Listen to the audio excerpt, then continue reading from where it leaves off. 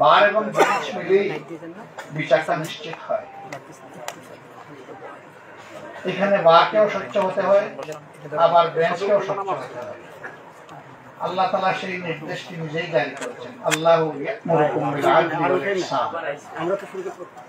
আল্লাহ তাআলা তোমাদেরকে হুকুম দিচ্ছেন এই ভাই ছবি তুলছেন তো ভাই, একটু সরেন না ভাই, নষ্ট হয়ে যাচ্ছে, পেট ভরে না, এবং পরস্পরের প্রতি তোমরা যেন সম্মান প্রদর্শন করো।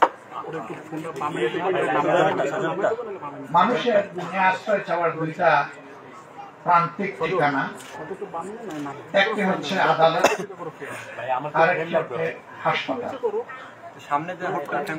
মানুষ যখন নির্যাতিত হয় তখন আদালতের আশ্রয় নেয়। মানুষ যখন জীবন মৃত্যুর সন্ধিক্ষণে থাকে অথবা অসুস্থ হয় তখন আশ্রয় নেয় হাসপাতাল। এই দুইটা জায়গা যদি ঠিক থাকে একটা সমাজ মোটামুটি চলতে পারে। তবে আরো অনেক উপাদান আছে সমাজ সুন্দর করার জন্য, কিন্তু এই দুইটার কোনোটা বাদ দিয়ে কোনো সমাজ চলতে পারে না।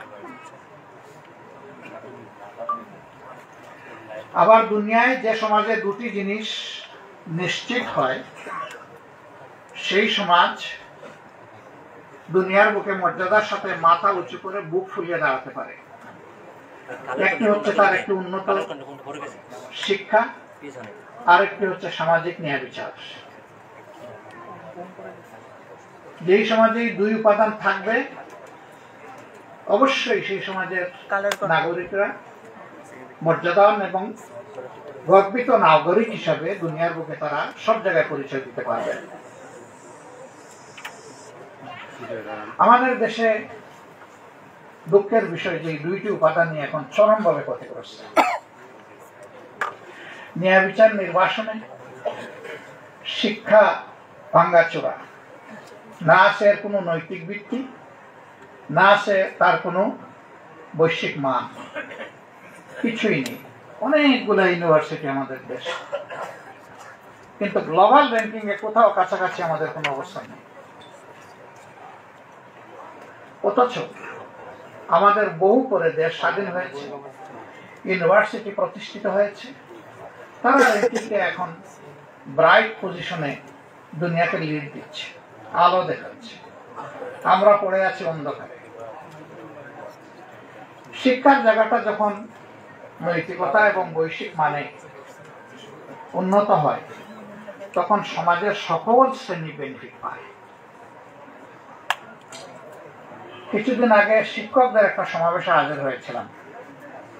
ওনাদের অনেকগুলা দাবি দেওয়া, হয়তোবা সবগুলাই জেনুইন অথবা অধিকাংশ জেনুইন। তবে আফসোস করে বললাম যে আজকে আপনারা আপনাদের ছাত্রদের কাছে দাবি পেশ করছেন একটু করুণা পাওয়ার জন্য। অনেকে বিস্মিত আমরা কিভাবে আমাদের ছাত্রদের কাছে এই দাবি পেশ করছি। আমি বললাম যে আজকে সরকারে যারা বসে আছেন, আদালতে যারা বসে আছেন, বিভিন্ন জায়গায় সমাজের যারা গুরুত্বপূর্ণ অবস্থানে বসে আছেন, তারা কোনো না কোনো দিন আপনার মতোই কোনো শিক্ষকের ছাত্র ছিলেন। সেদিন সেই ছাত্র মহোদয়কে অথবা ছাত্রী মহোদয়াকে আপনারা যদি ওই শিক্ষাটা দিতেন, যে শিক্ষা মানুষকে মানুষ হতে শেখায়, যে শিক্ষা মানুষকে পরস্পরকে সম্মান করতে শেখায়, ভালোবাসতে শেখায়, তাহলে আপনাদের মতো সম্মানিত লোকদের আজকে দাবি দেওয়ার জন্য অসহায় এতিমের মতো আজকে প্রেস ক্লাবের সামনে রাস্তায় বসতে হতো না। এই বীজতলা যতদিন পর্যন্ত উন্নত না হবে, সুন্দর না হবে, ততদিন পর্যন্ত চারা গাছগুলো থাকবে রুগ্ন, বিকশিত হবে দুর্বল, ফল হবে তিক্ত এবং পরিণাম হবে বিষাক্ত। আমাদের সমাজে কি ঘটছে?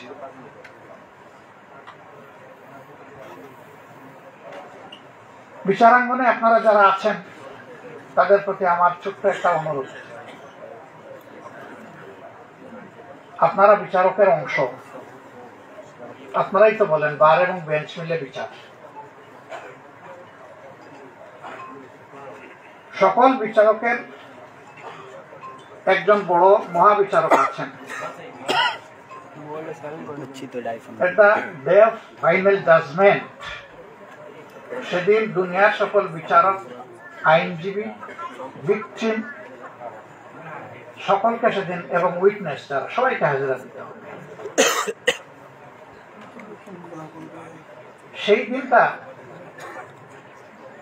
আল্লাহর বিচারে আমার অবস্থানটা কি হবে?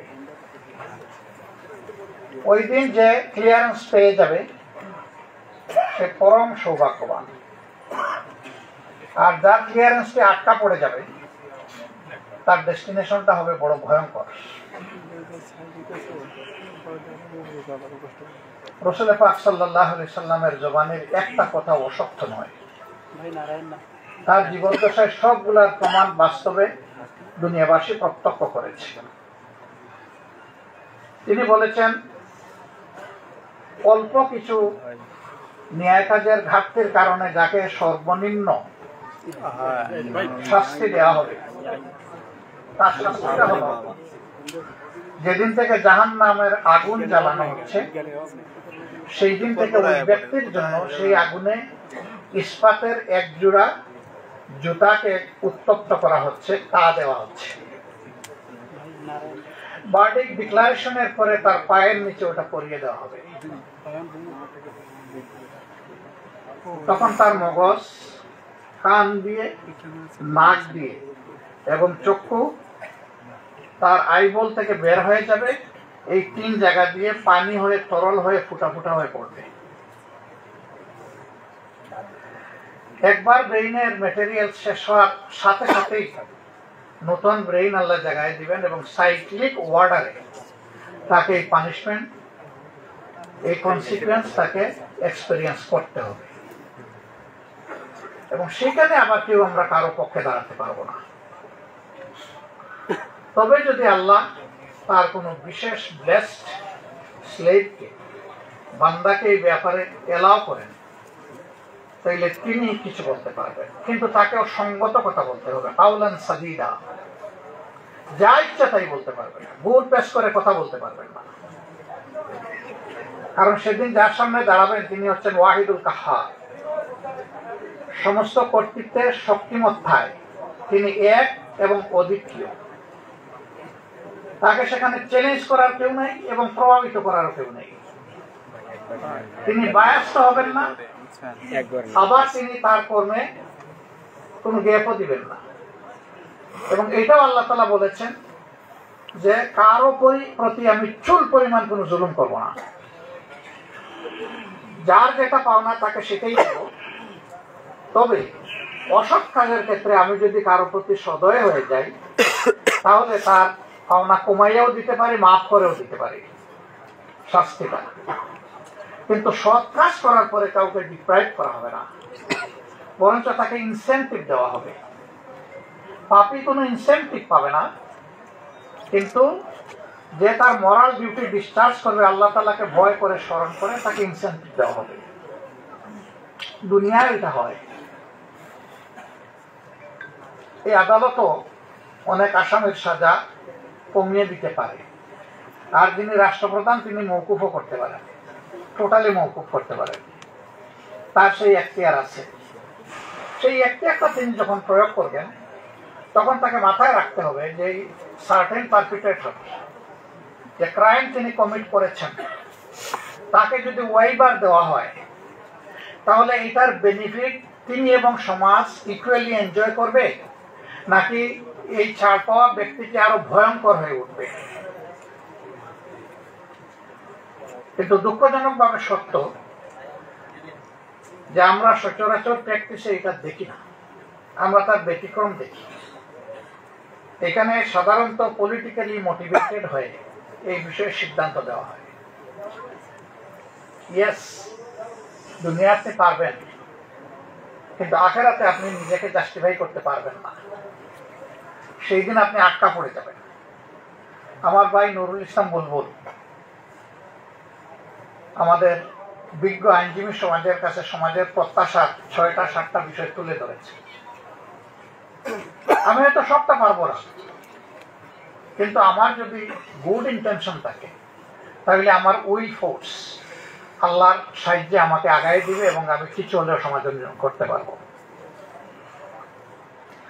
আমার রিজেক্টের ব্যাপারে I myself is the best witness. আমার সামনে আমার তরুণ জীবনে অনেক হাতছা নিয়ে এসেছে, আমি ওদিকে ফিরে তাকাই, কিন্তু আমি চাইনি এমন জিনিস আমার কাছে এসে গেছে সবগুলো। এ থেকে আমার নিজের আস্থা নিজের উপর এতটুকু হয়েছে যে আমি চাই অথবা না চাই, আমার ক্রিয়েটর যদি চান তাহলে যা আমার জন্য অলট করবেন সবটাই আমার ভাগে আসবে। এটা ভালো হইতে পারে, খারাপ হইতে পারে। ভালো কর্মের ভালো ফল হবে, খারাপ কর্মের খারাপ ফল হবে। সুতরাং আমরা যখন বারবার জেলে যাই, এটা বড় সৌভাগ্য। আমাকে অনেকে জিজ্ঞেস করে আপনি কি চিকিৎসা কাজ করতে পারেন? আমি ওই পারি, জেলে গেলে পারি, বাইরে থাকলে পারি না। এই সময়ে পাই না, আর আমার প্রয়োজনও হয় না, কারণ আমার থেকে আরো অনেক স্কিল পার্সোনালিটি সমাজে রয়ে গেছেন সার্ভিস দেওয়ার জন্য। কিন্তু জেলে গেলে সেই আমার মানের লোক নাই সেখানে। মানুষের যে কি পরিমাণ ভোগান্তি হয়, যারা জেল এক্সপিরিয়েন্স করেছেন তারা এটা বলতে পারে। তো আমি জেলকে আমার জন্য অনেক ব্যাপারে অপরচুনিটি হিসাবে নিয়েছি। শাস্তি হিসাবে নিলে শুধুই কষ্ট পাবো, দরকার নাই। আমি নিয়েছি অপরচুনিটি হিসাবে। সরকার আমার প্রতি খুবই আন্তরিক ছিল, এই জন্য 5 বছর পর পর আমাকে নিয়ে যেত গেস্ট হাউসে। আবার নিলে বলতো যে বহুদিন পরে আপনার আতিথেয়তা আমরা ব্যবস্থা করেছি, তাড়াতাড়ি আপনাকে আমরা ছাড়বো না, থাকেন আমাদের সাথে থাকেন। আমি সেইভাবেই এনজয় করেছি, আলহামদুলিল্লাহ। আমার কষ্ট লেগেছে, ওই জায়গাটায় বহু মানুষের সাথে আমার সাক্ষাৎ হয়েছে। একবার 82 বছরের একজনকে ওয়েবার দিয়ে তাকে মুক্ত করে দেওয়া হলো। সে বলল যে আমাকে এখানে কবর দেন, আমি যাব না, আমার যাওয়ার কোনো জায়গা নেই। 37 বছর ধরে আমি জেলে আছি। কেউ দুনিয়া আমার বেঁচে আছে কিনা আমি জানি না, তবে আমি নিশ্চিত আমার কোনো ভিটামাটি নাই। কারণ প্রথম দিকে আমার মামলা তদবির করতে গিয়ে, কার্যক্রম চালাতে গিয়ে আমার ভিটামাটি সহ সবকিছু বিক্রি করে দেওয়া হয়েছে। জেল অথরিটি বলতেছে আপনাকে তো আর 1 ঘন্টাও রাখতে পারবো না। আমি যাব না, আপনারা রাখেন না রাখেন, আমি থাকবো এখানে। সে চিৎকার করে কাঁদতে শুরু করলো। জেল অথরিটি হাইয়ার অথরিটির সাথে যোগাযোগ করলো, কিন্তু জেল কোর্টে তো তাকে 1 মিনিট আর রাখার কোনো সুযোগ নেই। সেই লোকটাকে পাজাকুলা করে জেল থেকে বের করে দেওয়া হলো। আবার অনেকে জেল থেকে বের হলে মনে হয় যেন মায়ের পেট থেকে নতুন করে আমার আরেকটি জন্ম হলো, সেই খুশির আনন্দে সে বের হয়ে আসে। আর এই লোকটা বলতেছে আমি যাব না, আমাকে এখানে কবর দেন। সেরকম বহু লোকের সাথে সাক্ষাৎ হয়েছে, আনডিউলি সে ভিক্টিমাইজড হয়ে বছরের পর বছর জেলে আছে, কিন্তু তার জন্য বলার কেউ নাই, করার কেউ নাই। এই জায়গাটা যদি আপনি 2-1টাকে আপনার সারা জীবনে অ্যাড্রেস করতে পারেন, হয়তোবা আদালতে আখেরাতে এই লোকটাকে, ইনোসেন্ট লোকটাকে মুক্ত করার জন্য আপনি যে এখানে ফাইট করেছেন, আল্লাহ তাআলা সেখানে আপনার মুক্তির ব্যবস্থা করে দেবেন।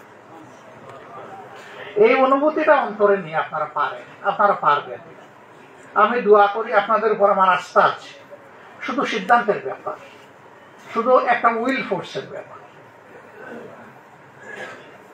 সমাজে অনেক জায়গায় অসঙ্গতি আছে। এই অঙ্গনটা যদি রিস্ট্রাকচার করা যায়, রিফর্ম করা যায়, এইটাকে যদি ক্লিন করা যায়, সমাজের অর্ধেক যন্ত্রণা অটোমেটিক্যালি দূর হয়ে যায়। আর বাকি যে অর্ধেক থাকবে আমরা সবাই মিলে দূর করতে পারবো ইনশাআল্লাহ। তবে এটা ঠিক, ব্রেইনের পানি দিয়ে 14 বার হাত পা ধুইলেও একবারের ওযুর সমান হবে না। পানিটা অবশ্যই পবিত্র হতে হবে। এই জন্য সঠিক রাস্তায় হাঁটতে হবে। সঠিক রাস্তায় হাঁটলেই সমাজের মুক্তি আসবে, বেঠিক রাস্তায় হাঁটলে কখনো আসবে না। আমি হজ করতে যাবো, মস্কোর প্লেনে উঠলে তো আমার মক্কা যাওয়া হবে না, আমাকে জেদ্দা অথবা মদিনার প্লেন করতে হবে, হজে যেতে হবে। আমরা মনে করি, বিশ্বাস করি, স্রষ্টা তার সকল সৃষ্টির প্রতি সবচেয়ে বেশি ভালোবাসা রাখেন। সেই স্রষ্টার পক্ষ থেকে মানব জাতির জন্য ভালোবাসার উপহার হিসাবে যে বিধান এসেছে তার নাম ইসলাম। এটা শুধুমাত্র মুসলমানদের জন্য নয়, সমস্ত বিশ্ববাসীর জন্য। এই ইসলাম বেস্ট সলিউশন। ইসলামের আইনকে চ্যালেঞ্জ করার মতো কোনো আইন দুনিয়ায় এখন পর্যন্ত কবি একটা আইন রচনা করতে পারে না। আমরা বলি যে আমাদের মাদার ল হচ্ছে ইংলিশ ল, ইটস আনট্রু। আমাদের মাদার ল হচ্ছে ডিভাইন ল। যতগুলা আইন দুনিয়ায় প্রণীত হয়েছে তার ম্যাক্সিমাম আল্লাহর দেওয়া আইনকে অনুসরণ করে হয়েছে। এই জন্য বিদ্যমান আইনের সাথে কোরআনের আইনের সংঘর্ষ খুব কম জায়গায়। যেই জায়গায় সংঘর্ষ বুঝতে হবে কোরআনিক ল উইল প্রিভেইল, এবং বাকি যেটা সেটা প্রিভেইল করবে না। আমার সম্মানিত ভাইয়েরা, আমরা রোজার একদম শেষ পর্যায়ে চলে এসেছি। আজকে 9 ইফতার, 6:09 ইফতার। ইনশাআল্লাহ আল্লাহ তাআলার দরবারে দোয়া করি এই ইফতার গ্রহণ করার মধ্য দিয়ে আল্লাহ তাআলা আমাদেরকে গুনাহ খাতা থেকে মুক্ত করুন। এই দশকটা হচ্ছে মানুষকে আল্লাহ তাআলা মাফ করে দেওয়ার দশক। যাদের নামের তালিকা তৈরি হচ্ছে আল্লাহর দরবারে মাফ করে দেওয়ার জন্য, আমরা যেন সবাই এই 3 হলে যারা আছি এবং আমরা যাদেরকে ভালোবাসি আল্লাহ যেন তাদের সকলকে মাফ করে দেয়। রাব্বুল ইজ্জত যেন আমাদের দেশের প্রতি শান্তির ফায়সালা নাযিল করেন, রহম করে একটা ওয়ান্ডারফুল সোসাইটি, একটা হিউম্যানিটারিয়ান সোসাইটি গড়ার জন্য, বিল্ড আপ করার জন্য কোরআনের আইনের ভিত্তিতে আমরা যেন একটা মানবিক বাংলাদেশ গড়তে পারি। এই ব্যাপারে আল্লাহ তাআলা যেন আমাদেরকে তৌফিক দেন। আপনাদের সকলের আন্তরিক সহযোগিতা কামনা করি। আজকের এই অনুষ্ঠানে আমাকে হাজির হওয়ার দাওয়াত করার জন্য আমি লয়ার্স কাউন্সিলের প্রতি কৃতজ্ঞতা জ্ঞাপন করছি, আল্লাহর প্রতি শুকরিয়া আদায় করছি এবং আমি দোয়া করি আল্লাহ তাআলা আপনাদের সকলকে হায়াতে, সিহাতে, ইজ্জতে, রিজকে, ইলমে এবং আমলে বারাকা দান করুন।